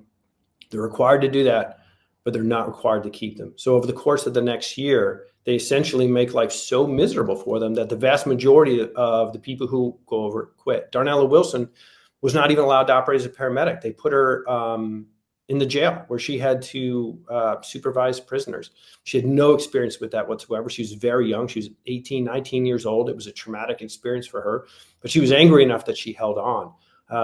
Some of the medics who stayed remained with the city of Pittsburgh through their careers. One by the name of John Moon retired as the assistant chief, but before he left, he hired a woman by the name of Amara Gilchrist, who would go on to become the first female chief of Pittsburgh EMS and the first black chief of Pittsburgh EMS. The thing that is just incredulous, they have the experience, they have the knowledge, they have the success, and you were so spiteful, you were so racist that you would rather hire people to run a program who have no idea what they're doing, who are all white, because you do not want to use those black people. Yeah. Yeah. I mean, there's literally there's no way to look at it in any other way. From the city's reluctance through the 1970s there's no way to justify it because it doesn't happen in any other city, large or small, through its closing.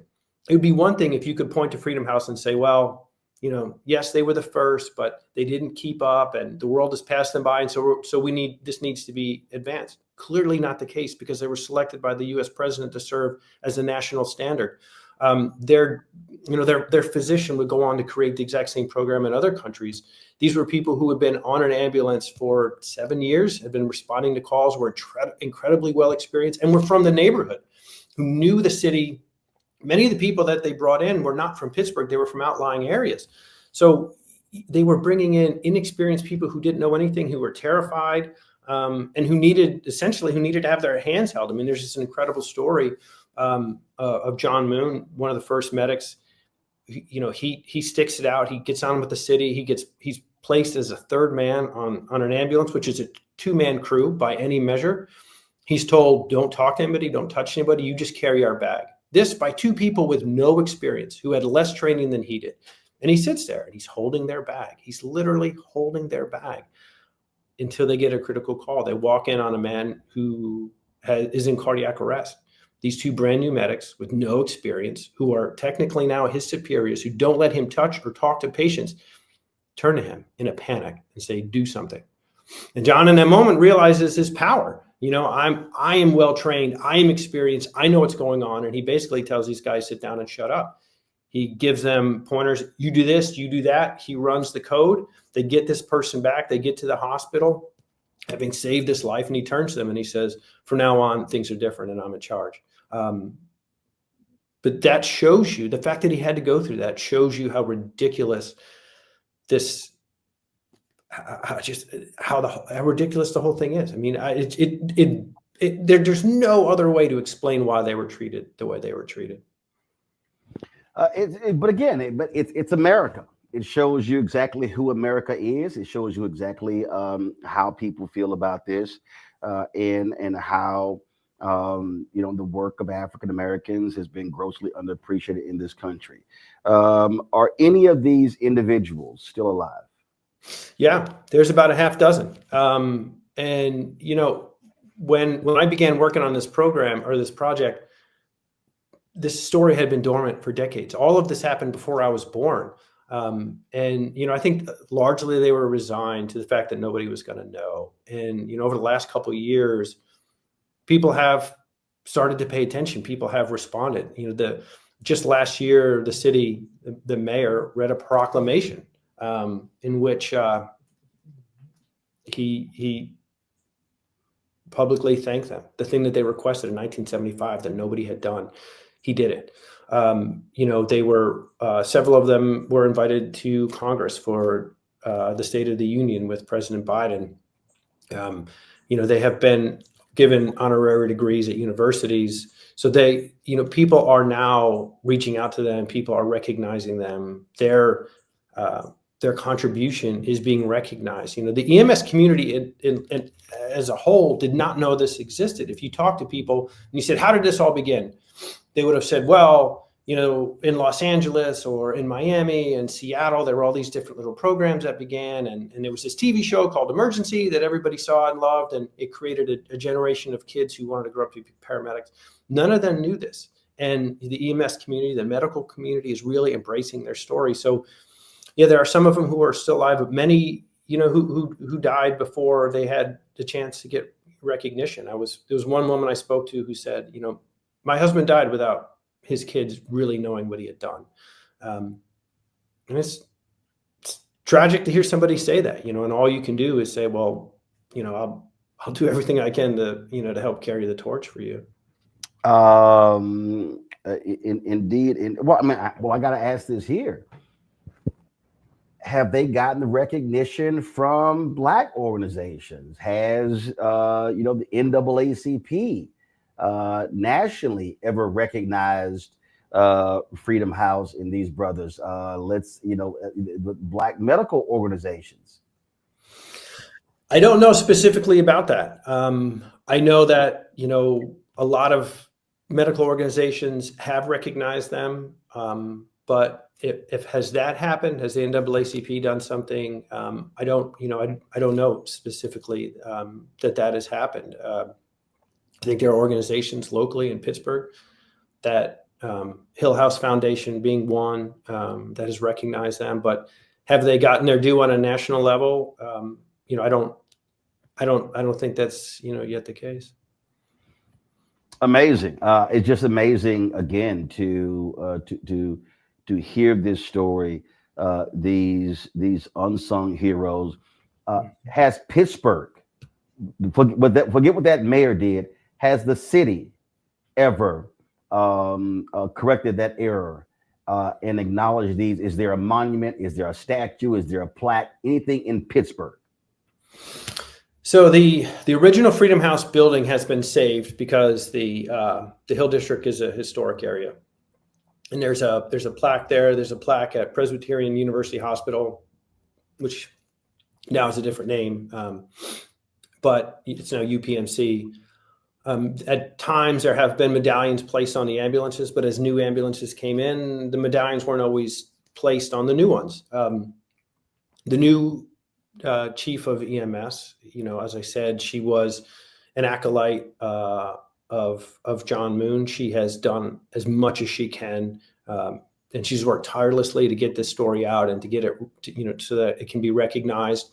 You mentioned Pitt earlier. Many of the physicians who are advisors and consultants on that show know the Freedom House people. They do what they can to help them out. They bring them to conferences. They have them speak to medical students. So the medical community in Pittsburgh, the Heinz Museum has set up there's a portion now in the medical part of the Heinz Museum that talks about Freedom House. So, the city is waking up to it. But, the first time I went there, I would talk to cab drivers or people in restaurants who say like, "Oh, what are you doing in town?" And I would explain it. And I would just get back blank stares. People hadn't heard of it, which I think was quite frustrating for everyone involved. But that is changing. Well, absolutely. It's just the fact that these young brothers stepped up to become America's first paramedics, set the standard for the rest of the nation. And the nation not recognize them and honor them, to me, is an absolute travesty. But you do with this book. I have to ask this question. I ask this of every book author. What was your wow moment? What was your wow moment as you were researching, as you were interviewing, where there's something someone said or you discovered that caused you to go, wow, this is crazy? I mean, there are so many moments like that. There's a guy by the name of, I keep mentioning John Moon. He's believed to be the first person to intubate somebody outside of the hospital. And, he had just been trained how to do it. And he gets told by his medical director, go ahead and do this. They get it. He does it. He's terrified. Intubating someone is a very difficult thing to do. But he's able to calm his nerves. He gets him to the hospital. He arrives. When you arrive at a hospital with a cardiac arrest, it is totally chaotic. There are doctors, there are nurses, there are techs, there are people who are trying to gain insurance information. There's all kinds of, it's noise, it's hectic. There's life on the line. There's CPR that's happening. You're trying to change hands. There's the beeping, and there's the yelling of orders and medicine being given. It's very, very chaotic. So they come in, they enter into this world, which, immediately all this noise and chaos starts up. And the doctor who's standing there just points a finger across the room and goes, "What is that?" And everybody freezes. And what he's pointing at is this ET tube that is sticking out of the patient's mouth. And John's partner, George McCary, is sitting there squeezing the ventilation bag, breathing for this person. And the doctor says, "What is that?" And the room suddenly gets incredibly quiet. And John says, "That's an ET tube." And the doctor says, "Who told you to intubate him?" Or who intubated that person? And he said, "I did." And the doctor says, "And who are you?" And in this great moment, John could have been angry. He could have been cowed. He could have been anything. But in this great moment, he sort of stands up and he goes, "My name's John Moon, and I'm a Freedom House paramedic." And that is one of those mic drop moments that just you don't get a chance to do or to see very often. That was this incredible, like, you've got to be kidding me. But there's a litany of things that these guys did first that the rest of the world immediately took on to, whether it's the design of the ambulance, what's inside the ambulance, how a paramedic is trained, the use of Narcan, the fact that the president names them the national standard months before the mayor shuts them down, the fact that Israel's EMS program is designed after them. Programs all over the world are designed after them. It is incredible what these guys did in just 7 years.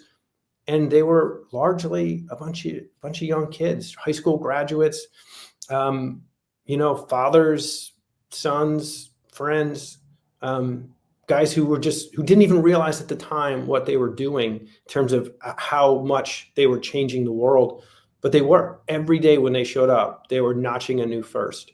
And to see all the things they went through, how poorly they were treated, and the grace with which they did it, every time it blows my mind. That is incredible. I always love the scene from the Cotton Club where this racist guy is jamming up Lawrence Fishburne, who's backstage talking to one of the dancers. And then Fishburne turns to him and says, "Who are you and what are you doing talking to me?"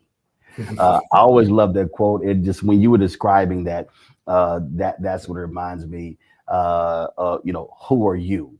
And basically, I don't need to explain to you who I am. Here's my name. Here's who I'm with. And most importantly, I'm saving this man's life.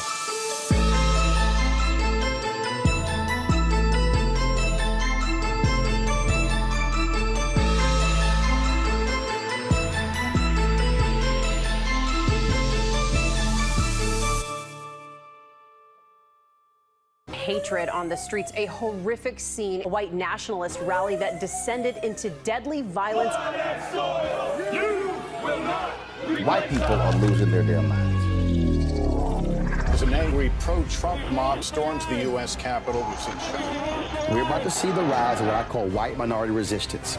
We have seen white folks in this country who simply cannot tolerate black folks voting. I think what we're seeing is the inevitable result of violent denial. This is part of American history. Every time that people of color have made progress, whether real or symbolic, there has been what Carol Anderson at Emory University calls white rage as a backlash. This is the rise of the Proud Boys and the Boogaloo Boys. America, there's going to be more of this. Here's all the Proud Boys, guys. This country is getting increasingly racist in its behaviors and its attitudes because of the fear of white people. The fear that they're taking our jobs, they're taking our resources, they're taking our women. This is white fear.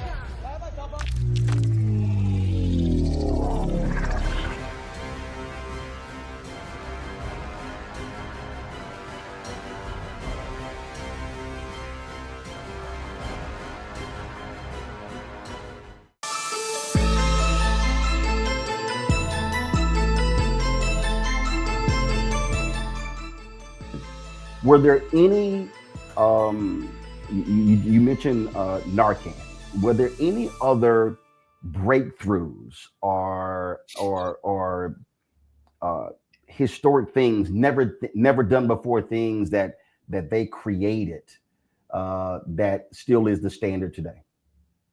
Oh yeah. So if you get into the back of an ambulance, the way that the stretcher is laid out, there's a seat directly behind the patient's head, and immediately to the right of the seat is a suction unit. That is so that a paramedic can manipulate and have access to the patient's airway, which is something that was important to Saffer. And so he brings that in and tests it out with the paramedics and learns, oh, okay, these guys can do this. They can intubate. They can manage an airway. That becomes natural. If you walk into any ambulance now, that's exactly the way it looks. And the way that the training went, because Saffer was a physician, he looked at it as a truncated version of medical school. And he said, what we're going to do is you're going to get all the book learning, and then I'm going to take you out into the world. You're going to go to the ER, the OR, the ICU. You're going to go to the morgue. And then you're going to ride in other ambulances just so you can get an idea of what this stuff that you've learned looks like in practice. That's done in every paramedic program around the world today. The idea of a medical director, Safra begins this program and it hits him immediately. Medicine changes every day. You need somebody involved. You need a physician there to have the guys come back in from a call and say, hey, this worked, or this did not work, or, I think this other thing might actually work if we change what we're doing and try this instead. And so you need a physician to kind of bounce those ideas around and turn those into law. Nobody was doing that until Freedom House. And so everything there's nothing that they touch from the radio dispatch on down. There's nothing that they touch that doesn't become national standard.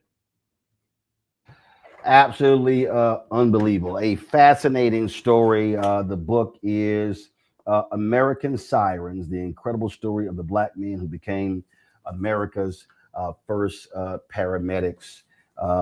Kevin Hazard, outstanding. And I'm sure that a lot of people will learn so much about, again, this missing and untold piece of American history, which is, of course, Black history is American history. Kevin, we appreciate it. Thanks a lot. Thank you. I really appreciate it. Spoke an incredible conversation there with Kevin. Be sure to get his book, American Sirens. And I hope y'all appreciated the conversation with Kevin as well as Elie Mystal. This is why we do Roland Martin Unfiltered in the Black Star Network, bringing you deep, thoughtful conversations you're not going to get anywhere else. All right, folks. Now, listen, lots going on. So do this here. We're done with the show, but don't forget, support the work that we do. Join our Bring the Funk fan club. Your dollars are critically important to the work that we do. You want to contribute via Cash App, use the Stripe QR code. You see it right here on the screen.